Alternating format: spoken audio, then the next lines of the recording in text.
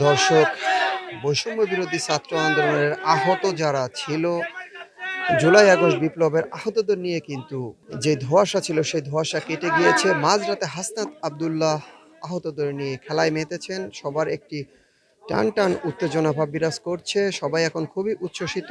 ফুটবলকে ছাত্রলীগের সাদ্দাম বানিয়ে বৈষম্য বিরোধী ছাত্র আন্দোলনের আহত এবং অন্যতম সমন্বয়ক হাসনাত আব্দুল্লাহ খেলায় মেতেছেন। আমরা দেখানোর চেষ্টা করছি।